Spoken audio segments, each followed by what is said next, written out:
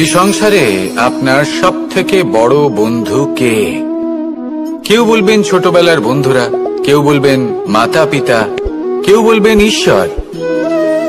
এবারে বলুন যে এই সংসারে আপনার সব থেকে বড় শত্রু কে?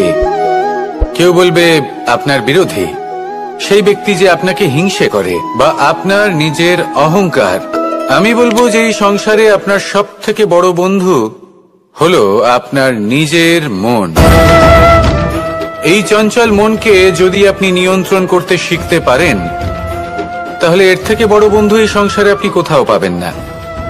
সেখানেই যদি এই মন আপনাকে বশ করে ফেলে, তাহলে সংসারে এর থেকে বড় শত্রু আপনি কোথাও পাবেন না। প্রথমে এই মনকে নিয়ন্ত্রণ করতে শিখে যান, আর তখন এই মন প্রসন্ন হয়ে বলবে। মনুষ্য জীবনের সব থেকে বেশি গুরুত্বপূর্ণ বিষয় হল মনের একাগ্রতা। এই সংসারের যে কটি মহান কার্য সম্পাদন হয়েছে তা হল মনের এই একাগ্রতার একমাত্র ফল। আপনি অবশ্যই দেখে থাকবেন, অনেক ছোট বড় নদী যা বয়ে চলে তাদের সামনে একটা বাঁধ নির্মাণ করা হয় সেই সব নদীর জল সঞ্চয় করতে।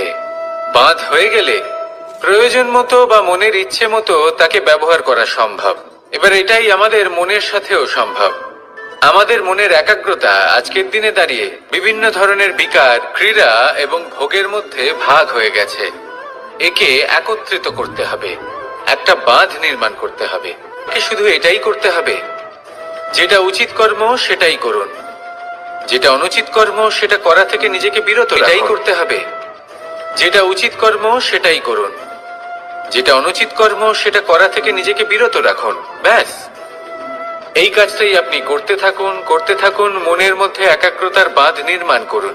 আর একবার যদি তা নির্মাণ হয়ে যায়, তাহলে যখন চাইবেন, যেখানে চাইবেন, যতটা চাইবেন একাগ্রতা প্রয়োগ করতে পারবেন। আর একবার যদি আপনি এটা শিখে যান, তাহলে এই সংসারকে বদলে ফেলার মতো কাজ আপনি করতে পারবেন, সমাজকে শোধরাবার মতো কাজ করতে পারবেন। তাহলে এই মনকে একাগ্র করুন আর আমার সাথে ভালোবেসে বলুন, রাধা রাধা। আমরা সবাই ফল খাই, কিন্তু আমাদের সেই ফলই প্রিয় হয় যে পরিপক্ক হয়ে ওঠে, যেটা নম্র হয়, আর যে ফল অনেক বেশি মিষ্টি আর সুস্বাদু হয়ে থাকে, যাদের রঙে পাহাড় দেখা যায়। সেইভাবে জীবনে আমরা নানান মানুষের সাথে পরিচিত হই, কিন্তু সেই মানুষই আমাদের মন ছুঁয়ে যায় যারা বিনম্র স্বভাবের, যাদের বাণী খুব মধুর, যাদের অন্তরে আত্মবিশ্বাসের একটা তেজ, একটা রং দেখা যায়। এবার এমন ব্যক্তি আমরা কি করে হব? ঠিক সেইভাবেই যেমন একটা ফল রোদ, বর্ষা, শীত, বায়ু এই সকল সংকটময় পরিস্থিতির সম্মুখীন হয়ে পরিপক্ক হয়ে ওঠে, সেইভাবেই মানুষ সংকটময় পরিস্থিতির সম্মুখীন হয়ে পরিপক্ক হয়ে ওঠেন। যদি এই সংকটের সম্মুখীন হন, তাহলে অভিজ্ঞ হবেন, আর এই অভিজ্ঞতাই শিক্ষা দিয়ে যাবে। এই অভিজ্ঞতা আমাদের শিখিয়ে দেয় যে আমাদের বিনম্র থাকতে হবে। অহংকার করে কোনো লাভ নেই। মধুর বাণীর যে কি মূল্য তা আমরা শিখতে পারি। এই অভিজ্ঞতাই আমাদের বুঝিয়ে দেয় যে উচিত অনুচিত কোনটা, আমাদের দৃষ্টিভঙ্গি তৈরি করে, আর এই দৃষ্টিভঙ্গি দ্বারা আত্মবিশ্বাস জাগ্রত হয়।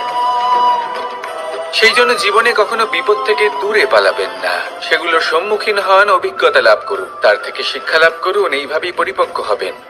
আসুন আমার সাথে ভালোবেসে বলুন, রাধা রাধা। ধন সঞ্চয় করা সম্ভব, আর সেই জন্য ধন সব থেকে বেশি মূল্যবান সম্পত্তি নয়। এবার আপনি বলবেন, এ আমি কি বলছি? এই ধন খুব মূল্যবান, আমরা সকলে অর্জন করতে ব্যস্ত। সেটা এই কারণে, কারণ আপনারা জানেন না এই সংসারের সব থেকে বেশি মূল্যবান সম্পত্তি কি। এ হলো সেই সম্পত্তি যা কখনো সঞ্চয় করা সম্ভব নয়। আপনার কাছে যতই ধন থাকুক, তা দিয়ে আপনি স্বাস্থ্য লাভ করতে পারেন, বাড়ি কিনতে পারেন, আদি ইত্যাদি, কিন্তু আপনি যতই ধনী হন না কেন, ফেলে আসা দিনের একটা মুহূর্ত আপনি লাভ করতে পারবেন না। এই একটা মুহূর্ত, এই সময়, এটাই হলো সংসারের সব থেকে মূল্যবান সম্পত্তি। একবার চলে গেলে তা কখনোই ফিরে আসে না। আর এই মুহূর্ত যতই চলে যাক না কেন, আমরা স্মৃতির মাধ্যমে সেগুলি যাপন করতে পারি। তার আনন্দ উপভোগ করতে পারি, আর যার সাথে আমরা সময় অতিবাহিত করেছি তার স্মৃতিতে আমরা চিরকাল জীবিত থাকতে পারি। সেই জন্য সময় সব থেকে মূল্যবান সম্পত্তি, তাকে এইভাবে নষ্ট করবেন না। প্রত্যেকটা মুহূর্ত উপভোগ করুন, আনন্দ করুন, আর ভালোবেসে বলুন রাধা রাধা। যদি কোনো সিংহ বানরের মতো গাছে চড়তে চেষ্টা করে তাহলে কি হবে? একটা মাছ যদি মাটিতে হাঁটতে চেষ্টা করে তাহলে কি হবে? তারা বিফলই হবে। কিন্তু এরকম কেন হয়? তার কারণ হলো প্রকৃতির রচনা কিছুটা এরকম। এখানে প্রত্যেকটি ব্যক্তিকে, প্রত্যেকটি প্রাণীকে আলাদা আলাদা গুণের অধিকারী করা হয়েছে এবং সকলকে একটা সীমাও প্রদান করা হয়েছে। এবার এই যে বৃক্ষ, পশু, পাখি, এদের মধ্যে সেই ক্ষমতাই নেই যে এরা নিজেদের যাচাই করতে পারবে, নিজেদের সীমাগুলো বুঝতে পারবে, নিজেদের সদ্গুণগুলো চিনতে পারবে। এরা সেটা করতে পারবে না। কিন্তু মানুষ তো আলাদা। মানুষের কাছে সেই বিশেষ শক্তি আছে যে তারা পূর্ণরূপে নিজেদের যাচাই করতে পারবে, নিজেকে পূর্ণরূপে বুঝতে পারবে, নিজের দোষ, নিজের অপগুণ, নিজের সদ্গুণ, নিজেদের সীমাগুলো তারা বুঝতে পারবে। আর এটা অত্যন্ত গুরুত্বপূর্ণ। কথায় আছে যে যদি সাফল্য লাভ করতে হয় তাহলে নিজেকে যাচাই করে নিতে হবে। তাই নিজেকে যাচাই করুন, নিজের সাথে পরিচিত হয়ে যান এবং জীবনে কর্ম করতে থাকুন। সাফল্যের শিখরে অবশ্যই পৌঁছে যাবেন। আর ওখানে যদি যান তাহলে এই মন প্রসন্ন হয়ে অবশ্যই বলবে রাধা রাধা। বনের মধ্যে যদি আপনি কোনো বিষাক্ত সাপ দেখেন তাহলে কি করবেন? আপনি তখনই তার থেকে দূরে পালাতে চেষ্টা করবেন। আর এটা কেন করবেন? নিজের রক্ষার্থে। এই কথা আমি নয় মেনে নিলাম, কিন্তু নিজের জীবনে এটা করেন না কেন? আপনি যেখানেই যান, যে স্থানেই যান না কেন, প্রত্যেক সময়, প্রত্যেক মুহূর্তে এমন বিষাক্ত সাপ আপনি অবশ্যই খুঁজে পাবেন। আর সেই সাপ নয় যাদের আপনি বনে খুঁজে পাবেন, এরা হলো সেই সাপ যা আপনাকে পাপ করতে বাধ্য করবে। আপনার অন্তরের বাসনা, ক্রোধ, অহংকার, লোভ, ঈর্ষা এদের বৃদ্ধি ঘটাবে। দেখুন, বনের এই সাপ আপনাকে একবার ছেড়ে দিতেও পারে, ছোবল নাও মারতে পারে, কিন্তু এই যে পাপরূপী সাপ আছে তা অবশ্যই ছোবল মারবে। কর্ম যদি করেন তাহলে অবশ্যই ফল পাবেন। সেই জন্য যখনই কোথাও যাবেন, যদি এমন কাউকে দেখেন, যদি এমন কিছু দেখেন যে আপনাকে পাপ করতে বাধ্য করছে, তাহলে সেই মুহূর্তে সেখান থেকে পালিয়ে যান। যেমন বনের সাপ দেখে আপনি পালাতে থাকেন। সৎকর্মের রক্ষা অত্যন্ত আবশ্যক। আসুন আর আমার সাথে ভালোবেসে বলুন রাধা রাধা। কি সুন্দর একটা শব্দ। এর অনেকগুলো রূপ রয়েছে, অনেকগুলো অর্থও রয়েছে। প্রথম অর্থ হলো স্বর্ণ, অর্থাৎ সম্পত্তি। দ্বিতীয় অর্থ ধুতুরা, অর্থাৎ গাছের ছোট একটা বীজ যা কিনা অত্যন্ত শক্তিশালী হয়। যদি বেশি মাত্রায় এর প্রয়োগ করা হয় তাহলে এটা বিষময় হয়ে উঠতে পারে। এই হলো সেই ধুতুরা যার প্রয়োগ মহাদেবের পুজোতে করা হয়। এবার প্রশ্ন হলো এটাই যে এই স্বর্ণ এবং এই ধুতুরার মধ্যে মিল কি রয়েছে? মিল হলো এটাই যে এই দুটোই মানুষকে মত্ত করে তোলে। ধুতুরা মানুষকে তখন মত্ত করে যখন তাকে সেবন করা হয়, কিন্তু স্বর্ণ, ধন, সম্পত্তি, মানুষ এটা যতটাই অর্জন করে নেয় সেটাই যথেষ্ট। এই স্বর্ণ মানুষের ভাবনা চিন্তা করার ক্ষমতাকে বশ করে ফেলে। মানুষ সম্পত্তির লোভে মত্ত হয়ে ওঠে, কারণ যে যত চমৎকারী, যতটা অমূল্য হয় তাকে সামলানো কিন্তু ততটাই কঠিন, তাই না? তাই মনে রাখবেন, ধন, স্বর্ণ, সম্পত্তি এগুলো ধুতুরার থেকেও অনেক বেশি বিষাক্ত হতে পারে। তাই এর ওপর আত্মসংযমের একটা কবচ পরিয়ে রাখবেন এবং বিবেকের শক্তির সাথে এগুলো প্রয়োগ করুন, তবেই কল্যাণ হবে। আসুন আমার সাথে ভালোবেসে বলুন, রাধা রাধা। রোগ যদি এসে থাকে তাহলে তার ওষুধও অবশ্যই আসে। সমস্যা যদি আসে তাহলে সেই সমস্যার সমাধানও নিজে থেকেই আমাদের কাছে চলেই আসে। এই সংসার, এই জীবনের শুধুমাত্র একটাই নিয়ম আছে, আর তা হলো এটাই, এই সংসার হলো একটা চক্রের মতো। এতে শাশ্বত বলে কিছু নেই, নিত্য বলে কিছু নেই, আর যা কিছুই রয়েছে সব বদলাতে চলেছে।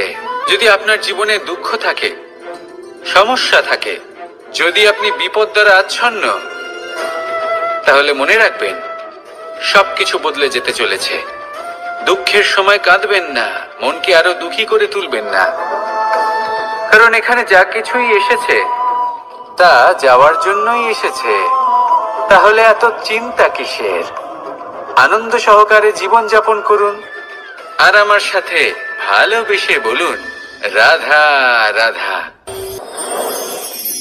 মানুষের জীবনে তিনটি গুণ অত্যন্ত প্রয়োজনীয়: শ্রদ্ধা, বিনম্রতা, যোগ্যতা।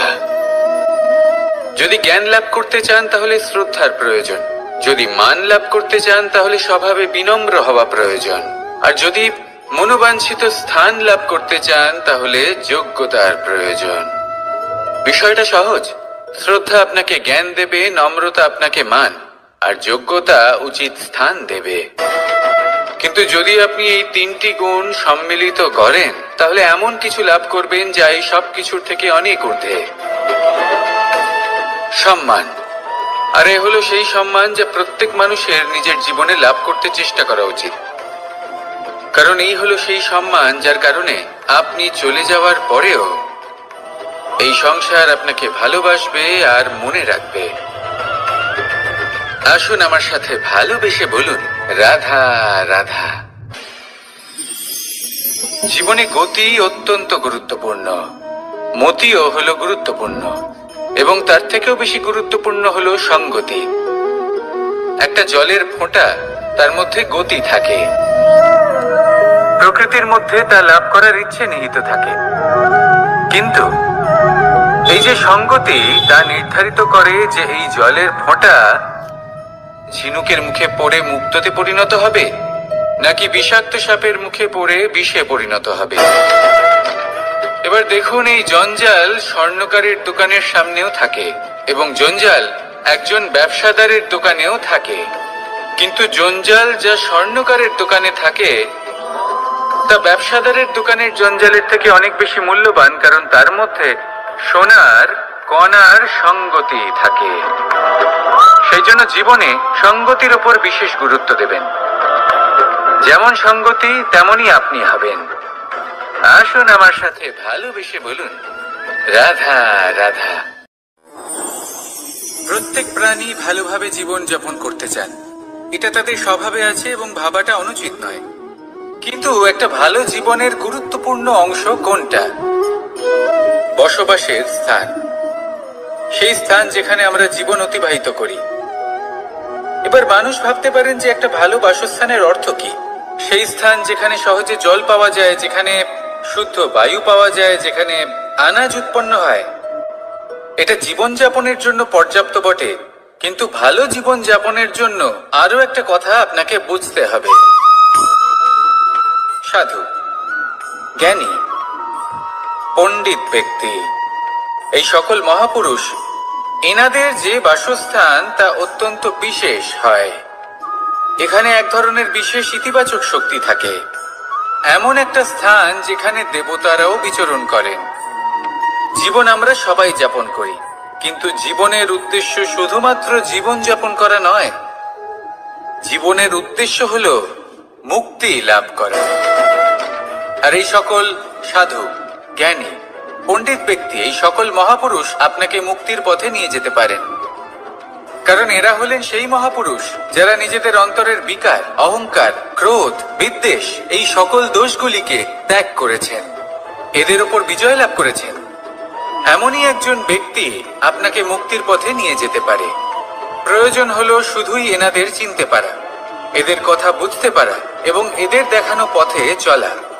যদি আপনি এটা করতে পারেন তাহলে এই মন, প্রফুল্ল হয়ে বলবে, রাধা রাধা।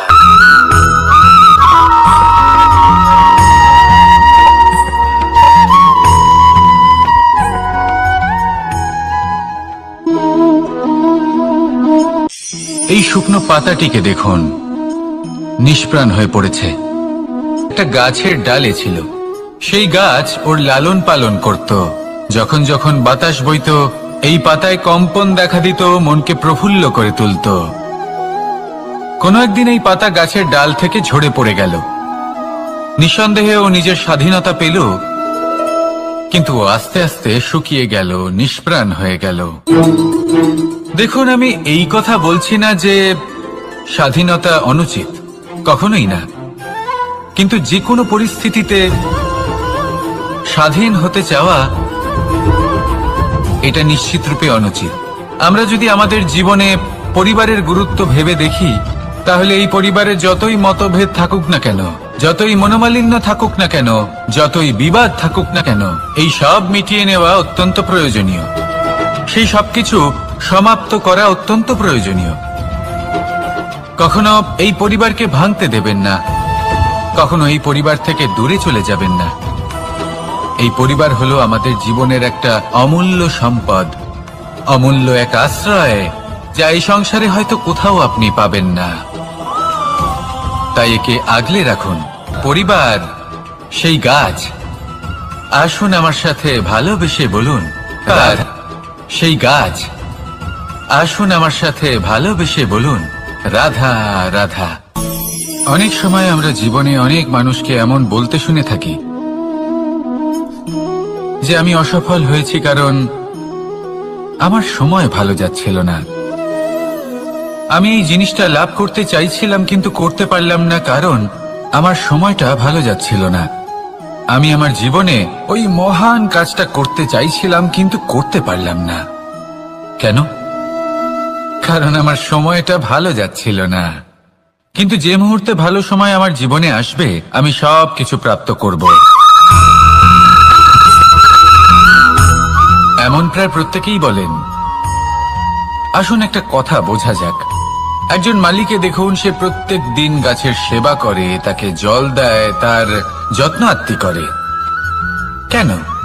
প্রত্যেক দিন সেই গাছ ফল দেয় না। সঠিক সময় এলে তবেই সেই গাছ ফল দেয়, কিন্তু প্রত্যেক দিন মালি তার সেবা করে, তাকে যত্ন করে।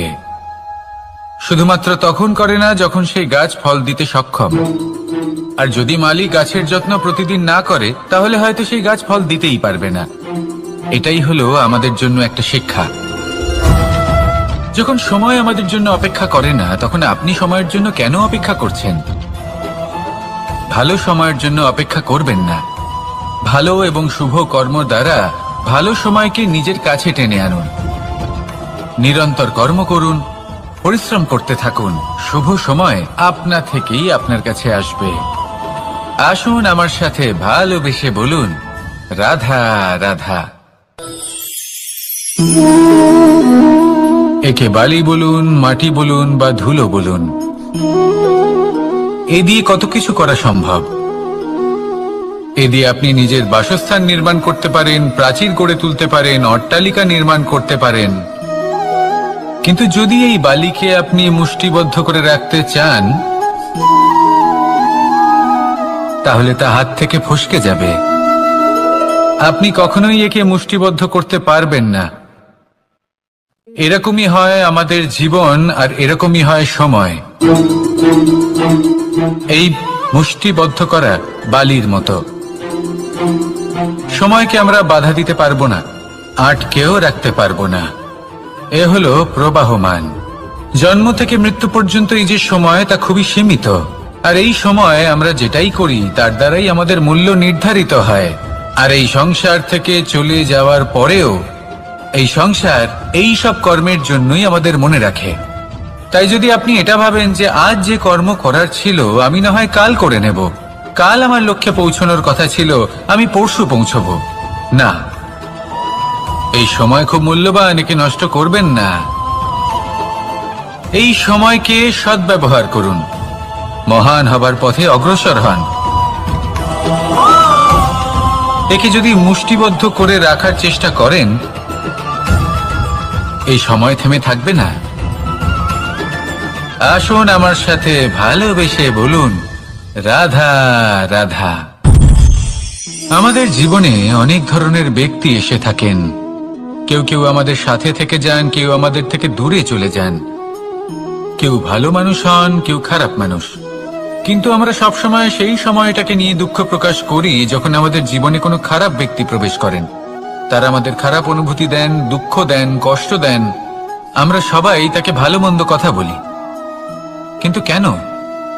এমন বিভিন্ন ধরনের মানুষ, খারাপ মানুষ, ভালো মানুষ সবার জীবনেই আসেন এবং সকলকেই একটা অমূল্য শিক্ষা দান করে যান।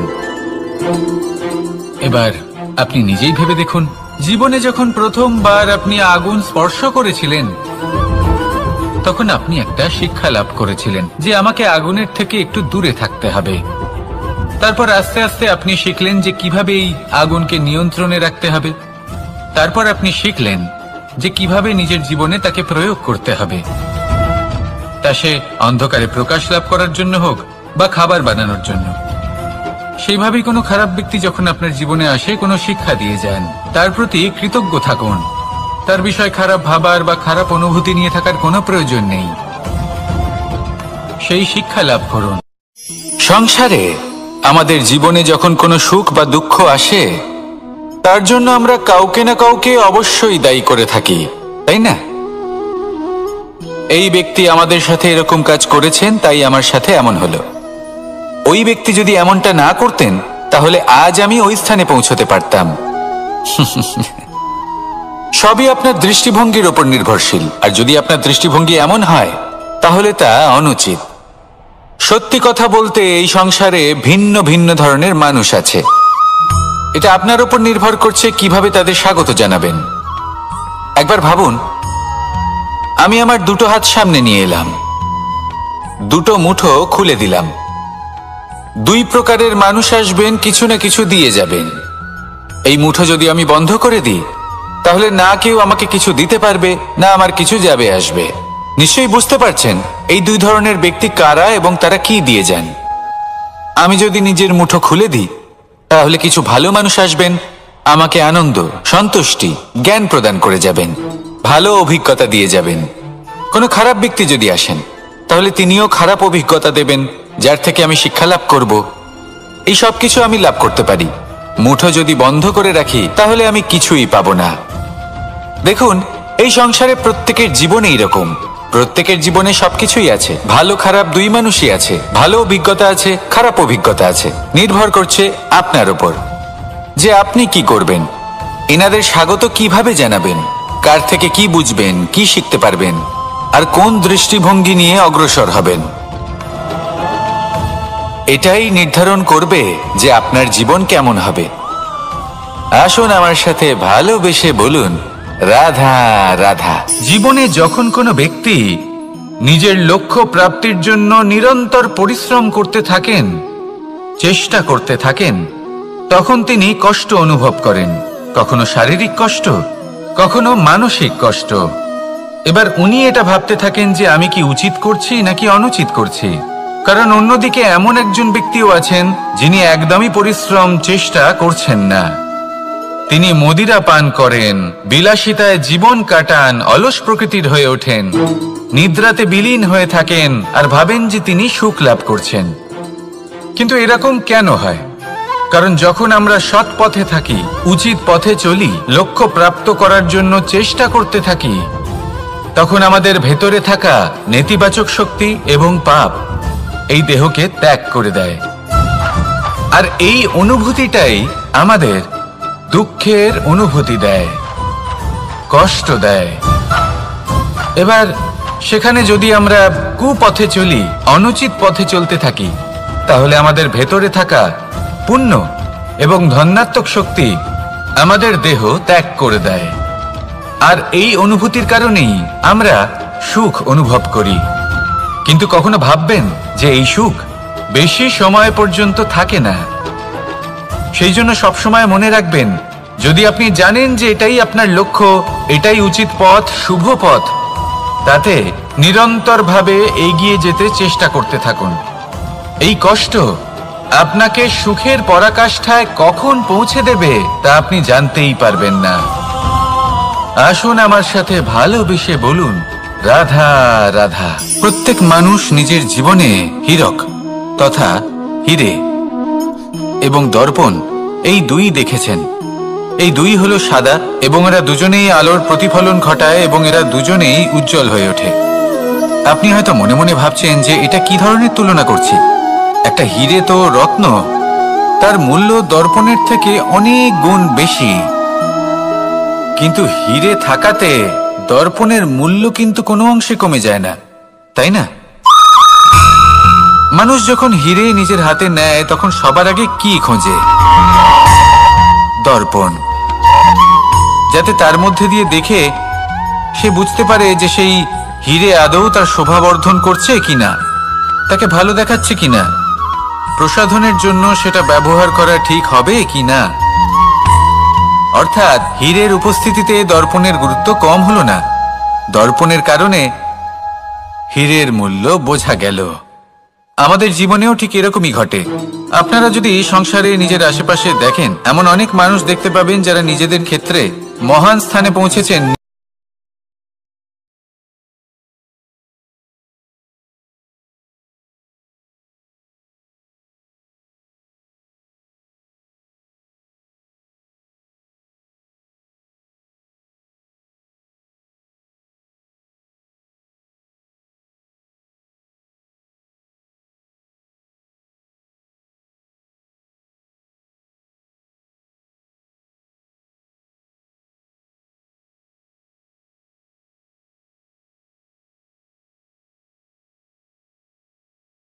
যদি আপনি দর্পণ হয়ে থাকেন তাহলে নিজেকে ছোট মনে করবেন না।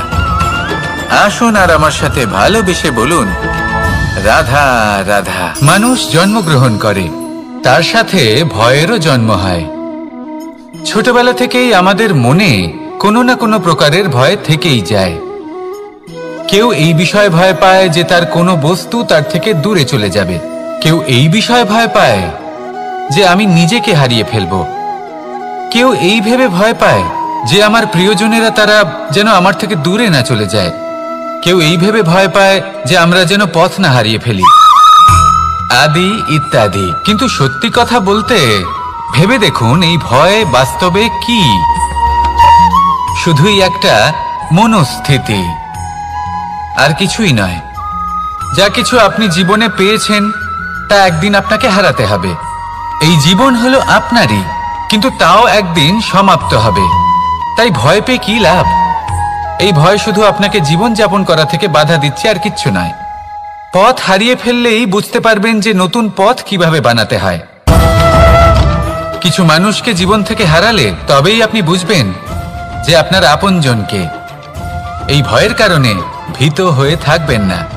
এই তারা নক্ষত্র অন্ধকারের অভাবে গুরুত্ব হারায়। শিবকেও মহাদেব হওয়ার জন্য বিষ পান করতে হয়েছিল। প্রত্যেক পরিস্থিতি, প্রত্যেক সাফল্য আপনার পরীক্ষা নেবে, তাতে উত্তীর্ণ হওয়া হলো আপনার কর্ম। যখনই আপনি ভয় পাবেন বা সংকটের সম্মুখীন হবেন, তখন সাহসের সাথে তার সম্মুখীন হন। মনে রাখবেন, যে সম্মুখীন হতে জানে সাফল্য তার সাথে সবসময় থাকে। আসুন আর আমার সাথে ভালোবেসে বলুন, রাধা রাধা। এই সংসারে সব থেকে বেশি কোমল বস্তু হলো রেশম।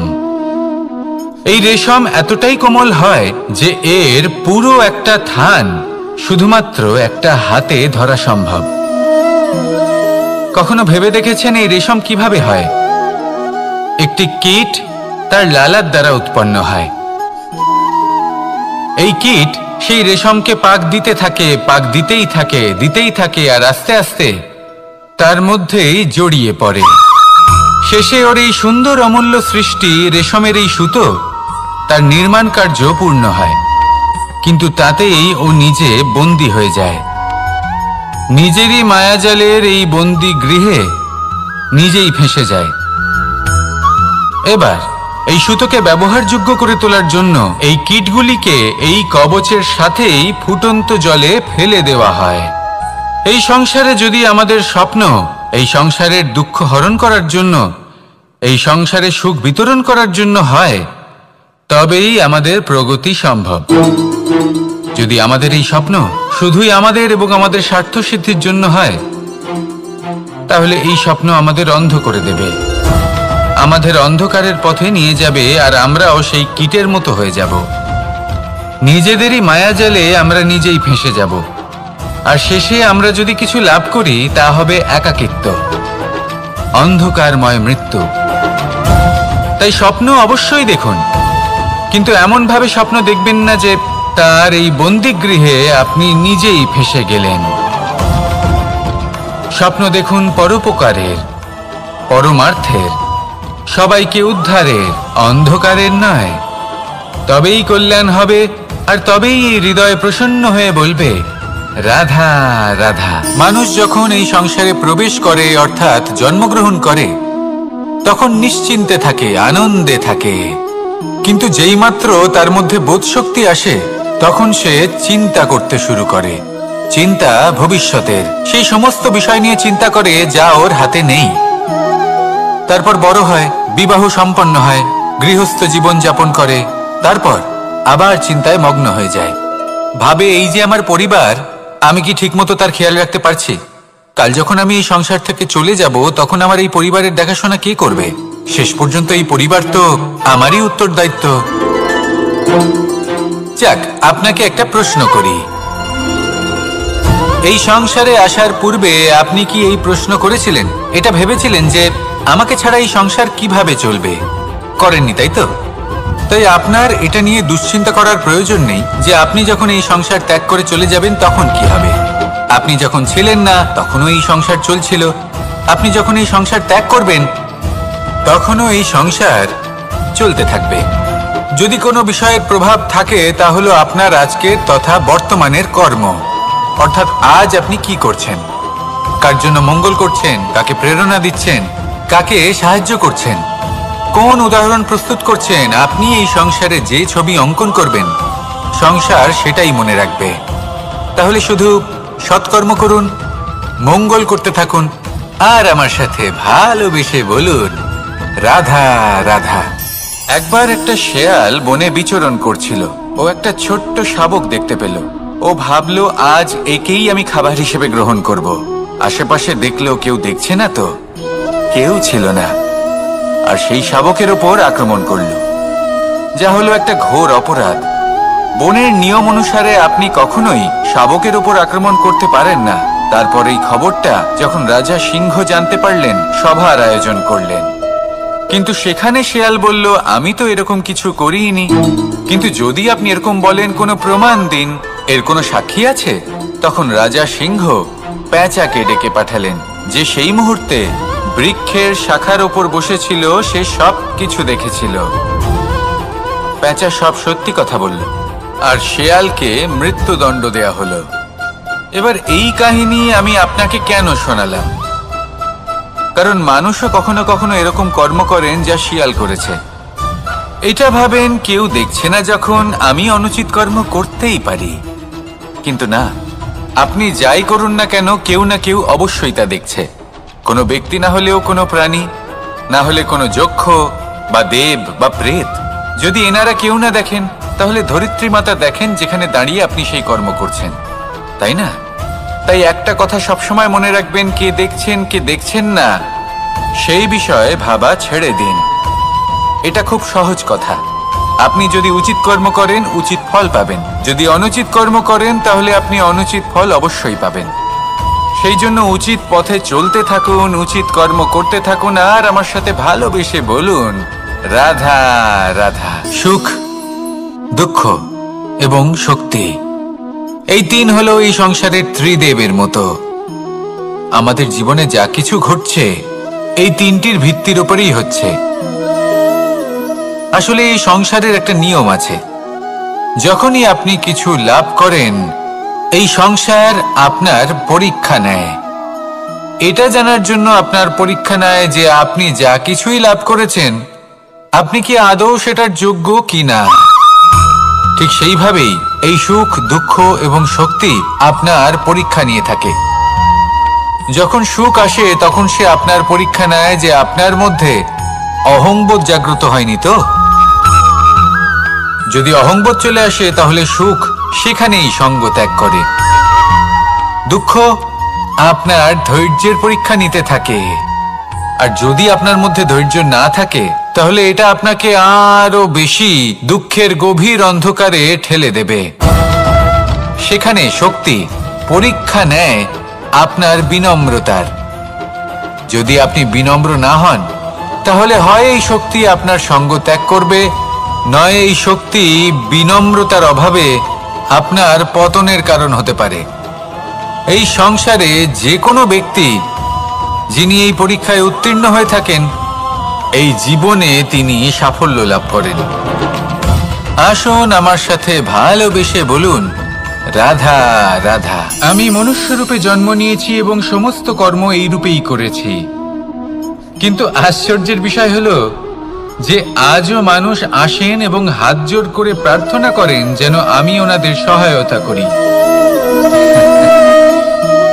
আপনাদের একটা কথা বলতে চাই, আমি সকলকে সাহায্য করতে পারবো না, কিন্তু আমি শিক্ষা অবশ্যই দিতে পারবো, জ্ঞান প্রদান করতে পারবো, এমন কিছু জ্ঞান যার ভিত্তিতে মানুষ যা চাইবেন তাই লাভ করতে পারবেন যদি সঠিক কর্ম করতে থাকেন।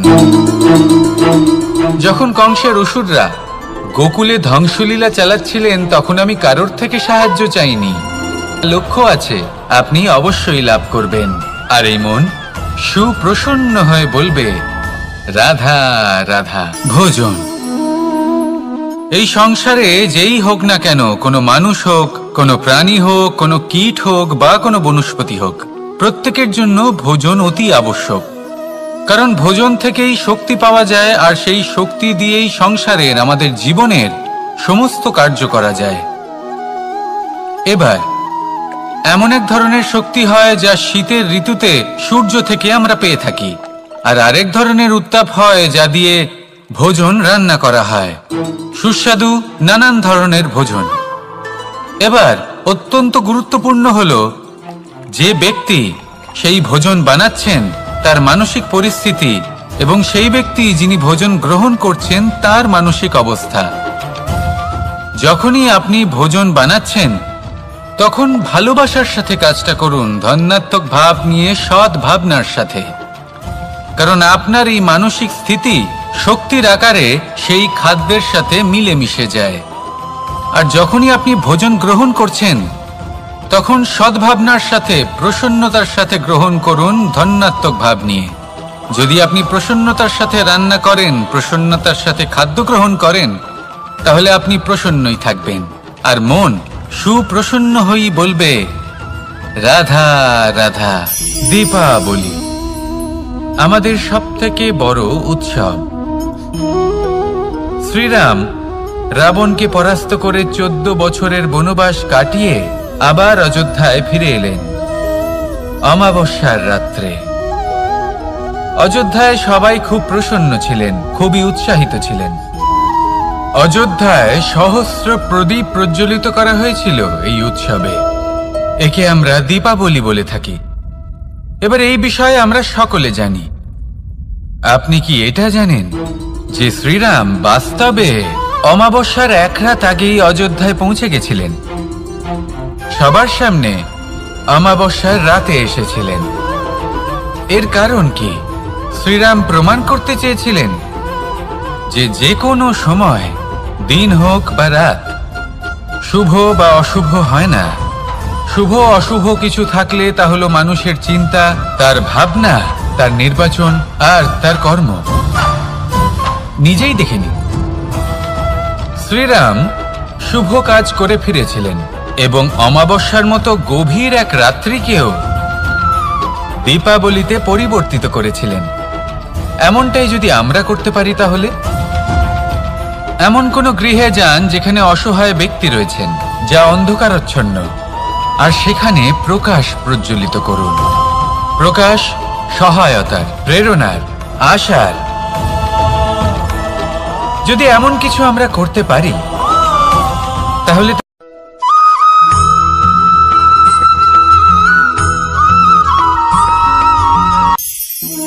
আমরা জীবনে এমন অনেক মানুষকে চিনি যারা অত্যন্ত শক্তিশালী, নিজের পরীক্ষা দিতে কখনো পিছপা হন না, খুব কঠোর হন, আত্মপ্রত্যয়ী হন, কিন্তু তাও তারা সাফল্য পান না। কেন? কি কারণ হতে পারে এর?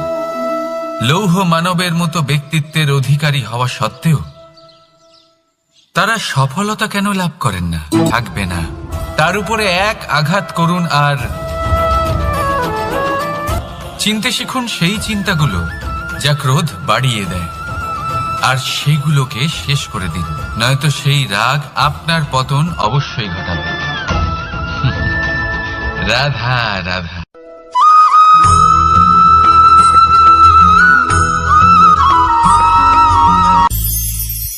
ভবিষ্যৎ। সংসারে এমন কোন ব্যক্তি আছেন যিনি নিজের ভবিষ্যতের বিষয় ভাবেন না? যে কেউ ভাবেন আমার ভবিষ্যৎ কিছু এরকম হবে, আমি ভবিষ্যতে এরকম কিছু একটা করব, এই সুবিধা থাকবে, এই আনন্দ পাবো, ইত্যাদি ইত্যাদি। কিন্তু সত্যি বলি, ভবিষ্যতের থেকে বড় ভণ্ড আর কেউ নেই। ভবিষ্যৎ আপনাকে ছেড়ে চলে যাবে, আপনি জানতেও পারবেন না। ভবিষ্যৎ আপনার থেকে আপনার বর্তমান কেড়ে নেবে।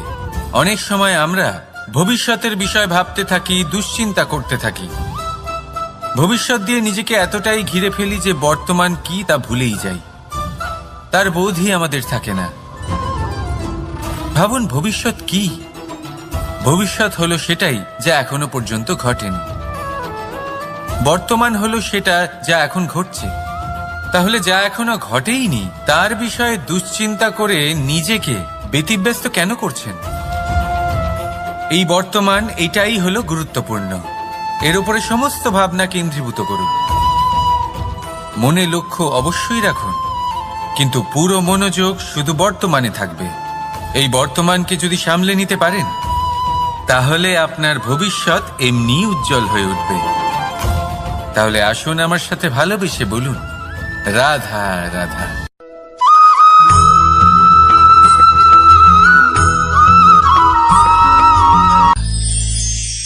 আমরা অনেকবার লোকের থেকে এই কথা শুনেছি, জীবনে যখনই ধন অর্জন করবে বাঁচিয়ে রাখবে। কি হয়, কঠিন পরিস্থিতিতে আপনার খারাপ সময় তা আপনার কাজে আসে। কিন্তু এই কথা কি 100% সত্যি? ভাবুন, এই সমস্ত ধন যে আপনি অর্জন করেছেন তা কি আপনাকে সুস্বাস্থ্য দিতে পারবে? এই সমস্ত ধন কি আপনাকে সুখ এনে দিতে পারবে? পারবে না, তাই না? চলুন আমি আপনাকে একটা কথা বলি। পরমেশ্বর,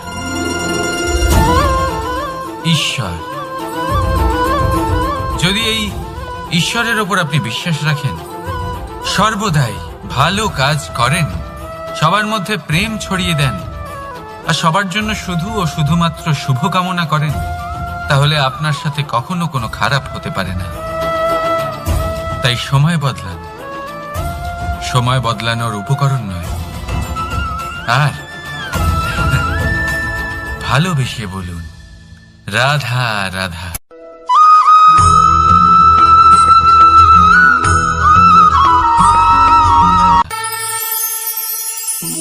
একটা সিদ্ধান্ত। এই জীবনে একটা সিদ্ধান্তের গুরুত্ব কি হতে পারে তা কখনো ভেবে দেখেছেন? একটা সিদ্ধান্ত সেই ভিত্তি হতে পারে যা আপনার পুরো জীবনকে বদলে দিতে পারে, এই সমস্ত সংসারকে বদলে দিতে পারে, ভবিষ্যৎ বদলে দিতে পারে। এই সিদ্ধান্ত যে কোন রাস্তা চয়ন করতে হবে, সেই সিদ্ধান্ত যে কখন সামনে এগোতে হবে আর কখন থেমে যেতে হবে, সেই সিদ্ধান্ত যে কখন যুদ্ধ করতে হবে আর কখন নিজেকে পিছু পা হতে হবে। এই সিদ্ধান্ত হলো খুব গুরুত্বপূর্ণ।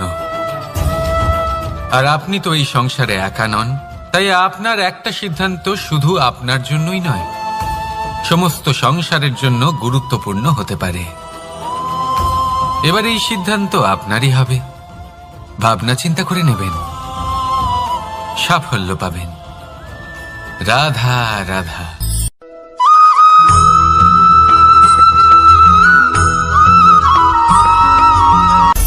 অনেকবার আমাদের দৃষ্টিভঙ্গি এমন হয়ে থাকে যে আমাদের আসল সত্যের থেকে অনেকটা দূরে নিয়ে যায়। আমরা যেরকম দেখি সেরকম সবসময় হয় না। এবারে দেখুন না, আমরা মানুষেরা, আমাদের ভালো লাগে। আমরা কোথাও গেলাম, আমাদের স্বাগত জানানো হলো, আমাদের প্রশংসা করা হলো, কেউ আমাদের দিকে হাসি মুখে তাকালো, আমাদের ভালোবাসলো, আমাদের ভালো লাগে। কিন্তু যদি কেউ ক্রুদ্ধ হয়, কটাক্ষ করে, ব্যঙ্গ করে, তাহলে আমরা তক্ষুনি তাকে নিজের শত্রু ভেবে ফেলি, তার উপরে ক্রুদ্ধ হয়ে যাই। একটা কথা মনে রাখবেন, এই হাসি সবার জন্যই হয়। আপনি তাদেরকেও হাসি উপহার দিতে পারেন যাদের আপনি চেনেন, তাদেরও দিতে পারেন যাদের আপনি চেনেন না। ছোটদের দিতে পারেন, বড়দের দিতে পারেন, সবার জন্যই হলো এই হাসি। কিন্তু ক্রোধ, ক্রোধ তাদের উপরেই আসে যাদের আমরা জীবনে কখনো হারাতে চাই না, যাদেরকে আমরা অসম্ভব ভালোবাসি, যাদের জন্য আমরা আশা করি যে তাদের জীবনের পরবর্তী সময় সব সময় সুখময় হোক, উজ্জ্বল হোক। সেই জন্য আপনার জীবনের সমস্ত সেই ব্যক্তি যারা আপনার উপরে ক্রুদ্ধ হন, কটাক্ষ করেন, জরুরি নয় তিনি আপনার শত্রুই হবেন। হতে পারে সে হলো আপনার শুভাকাঙ্ক্ষী, যিনি আপনার শুধুমাত্র ভালোই চান, যিনি আপনার জন্য একটা সুন্দর ভবিষ্যৎ চান। সেই জন্য সব সময় মন দিয়ে অন্যের কথা বোঝার প্রয়াস করুন। আপনি জানতে পারবেন তাদের কর্মের ধর্ম কি হতে পারে, আপনি জানতে পারবেন তাদের ক্রোধের মর্ম কি হতে পারে। রাধা রাধা।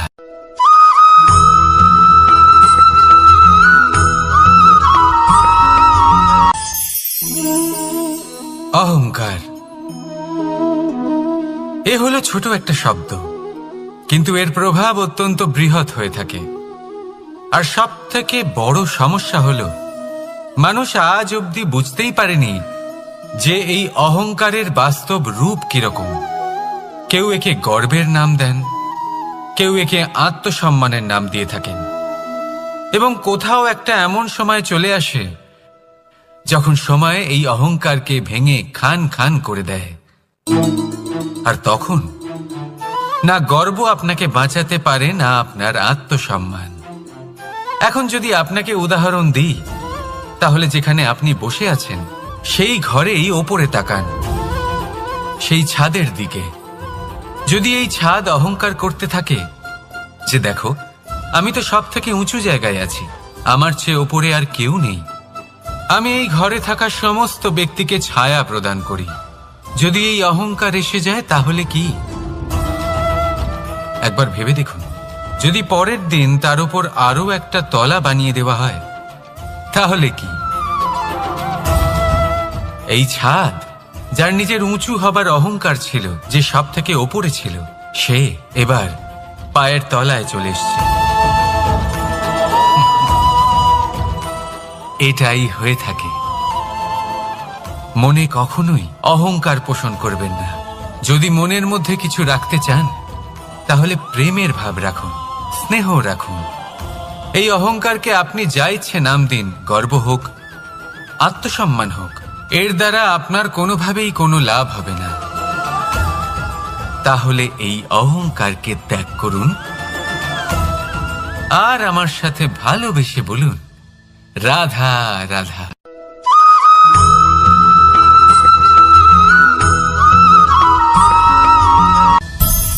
সংসারে অনেক সময় এরকম হয় যে আমরা খুব সমস্যায় থাকি, খুব বিপদের মধ্যে থাকি, আর সেই সমস্ত মানুষ যারা আমাদের কাছের মানুষ, আমাদের আপনজন, তারা আমাদের ত্যাগ করে চলে যান। আমরা এই সময় দুঃখ পাই, নিরাশ হয়ে পড়ি এবং একা একাই সেই সমস্যাকেও কাটিয়ে উঠি।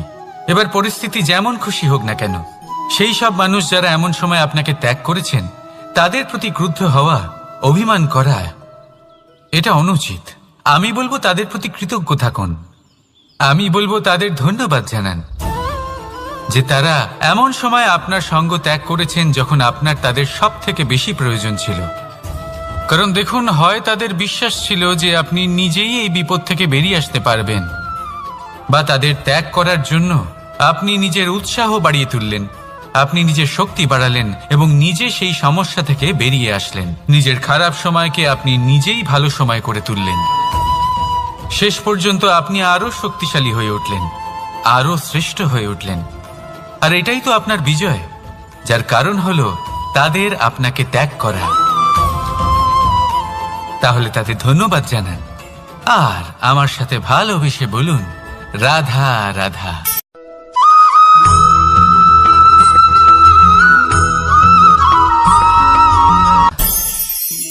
অনেক সময় যখন আমরা কর্ম করি, সাফল্য লাভ করি, কঠিন পরীক্ষায় উত্তীর্ণ হই, বড় কাজ করি, আমাদের মনে হয় এই সংসার আমাদের একটু প্রশংসা করুক, ভালো লাগে।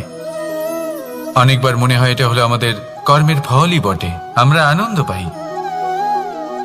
কিন্তু যখন আমরা এই প্রশংসা পাই না, তখন কি হয়? আমরা দুঃখী হয়ে যাই, ভেঙে পড়ি। মনে হয় যেন আমার জন্য কেউ চিন্তাই করে না, এমন মনে হয় যেন আমাদের আনন্দে অন্য কেউ আনন্দই পায় না। অনেক রকম ভাবনা আসে।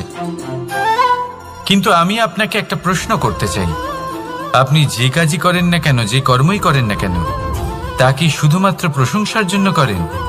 যদি এরকম হয়ে থাকে তাহলে সেই ভাবনা এক্ষুনি ত্যাগ করুন, কারণ এই প্রকৃতি আমাদের অন্য শিক্ষা দেয়।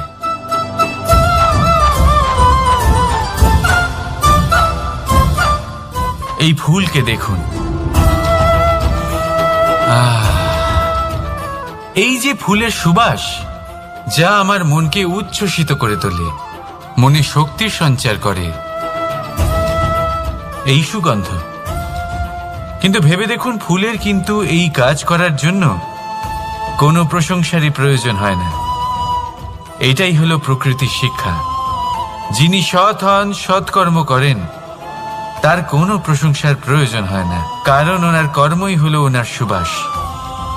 মনে রাখবেন, আতর নকল ফুলে দেওয়া হয়, প্রকৃত ফুলের তার কোনো প্রয়োজন হয় না। সেইভাবেই আপনিও কর্ম করতে থাকুন শুভ চিন্তা নিয়ে। এই মনকে সব সময় শান্ত রাখুন, স্বচ্ছ রাখুন। যদি এরকম করেন তাহলে আপনার কর্ম এমন সুবাস ছড়াবে যে আপনার জীবনে শুধু এবং শুধুমাত্র আনন্দই থাকবে। তাহলে এই আনন্দ সহকারে বলুন, রাধা রাধা।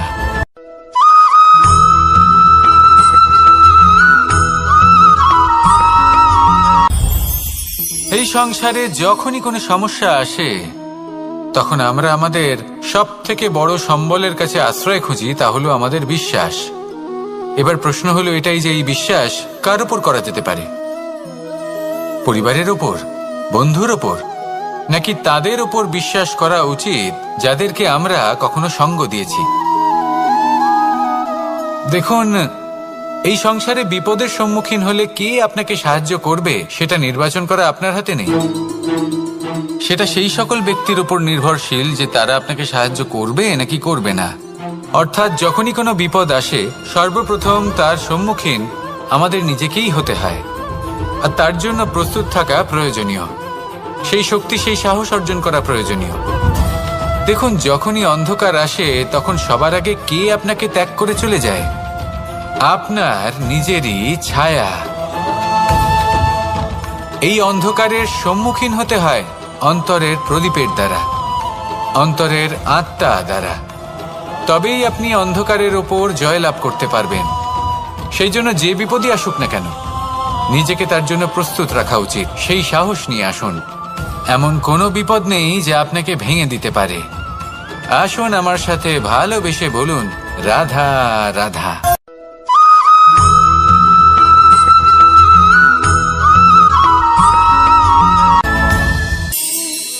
এই সংসারে এমন কোনো পর্বত নেই যা এতটাই উঁচু যে মানুষ তার শিখরে পৌঁছতে পারবে না, তাকে অতিক্রম করতে পারবে না। এই সংসারে এমন কোনো সাগর নেই যা কিনা এতটাই গভীর যেখানে মানুষ তার তলদেশে পৌঁছে ফিরে আসতে পারবে না।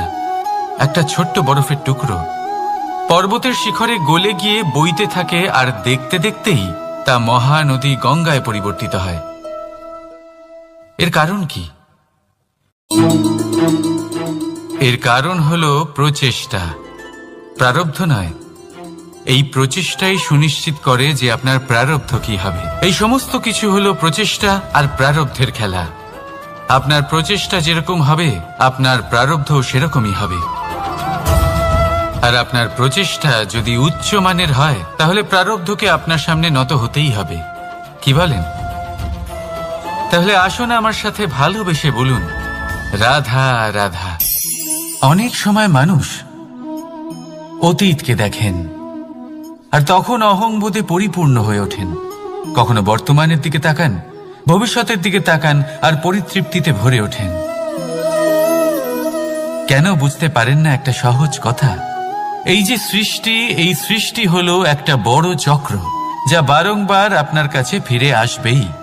কঠিন থেকে কঠিনতর পরীক্ষায় আপনাকে নিযুক্ত করবে, যাতে আপনাকে উত্তীর্ণ হতেই হবে। যা কাল ছিল তা আজ নেই, এটা সবাই জানেন।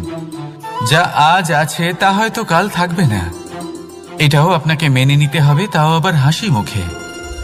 শান্ত থাকতে শিখুন আর কখনো এই মনের মধ্যে অহংকার উৎপন্ন হতে দেবেন না। হতে শিখুন সেই হিমবাহের মতো। হয়তো এই জন্যই এত শীতল থাকে, কারণ ও জানে গতকালও জল রূপে ছিল, আজ বরফ রূপে হয়তো আছে, কিন্তু কাল পুনরায় সে জলেই পরিণত হবে। নিজেকে শান্ত রাখুন। হয়তো আজ আপনি সাফল্যের শিখরে আছেন, হয়তো বা নেই। আপনাকে প্রত্যেক দিন অবশ্যই দেখতে হবে।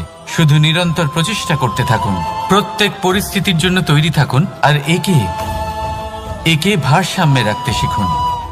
আপনার কাল হোক, আজ হোক বা আগামীকাল, আপনার ভালো দিন হোক বা খারাপ দিন, সব পবিত্র হয়ে যাবে। তাহলে আসুন আর আমার সাথে ভালোবেসে বলুন, রাধা রাধা।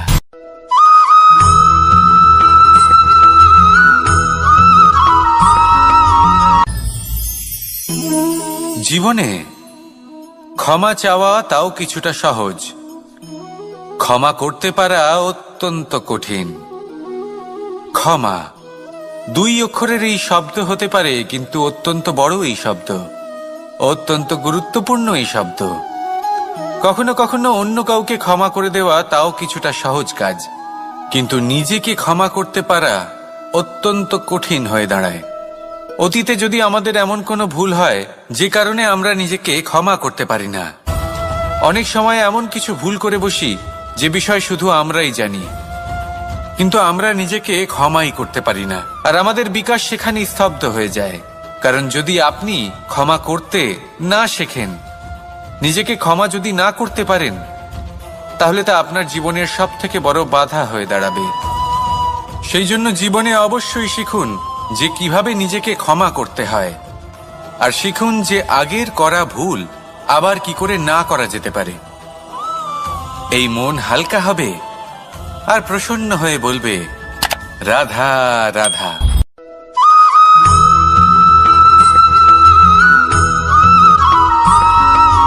দোল উৎসবে এই সমগ্র সংসার রং নিয়ে খেলা করে, কিন্তু এই রঙের সারমর্ম এই সংসার কি জানে? কখনো দেখেছেন একটা চিন্তিত মুখ শুধুমাত্র রঙের স্পর্শ পেয়ে আনন্দিত হয়ে ওঠে? দোলে আমরা কি করি? পুরাতনকে ত্যাগ করি আর নতুনকে স্বাগত জানাই। শিশিরকে বিদায় জানিয়ে এক নতুন ঋতুকে আগমন জানাই। দুশ্চিন্তা দূর করে আসার নতুন রঙে রঙিন হয়ে ওঠা, নিজেকে আনন্দিত করা, এটাই তো হলো দোল। এবার দোলের একটা ব্যাপার আছে, দুটো রঙে একসাথে রঙিন হওয়া যায় না। একটা রং উঠলে তবেই আরেকটা রং লাগা সম্ভব।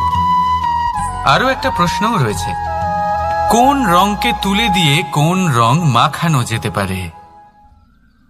যদি আপনাকে উদাহরণ দিই, লোভের এই রং, তা যতক্ষণ লেগে থাকবে আনন্দের রং লাগতে পারবে না। যা হয়েছিল দ্বারকাবাসী এবং সামন্তক মণির মধ্যে। ভ্রান্তির রং যতক্ষণ লেগে থাকবে সত্যের রং লাগতে পারবে না। যা হয়েছে রুক্মিণীর সাথে। আর হিংসা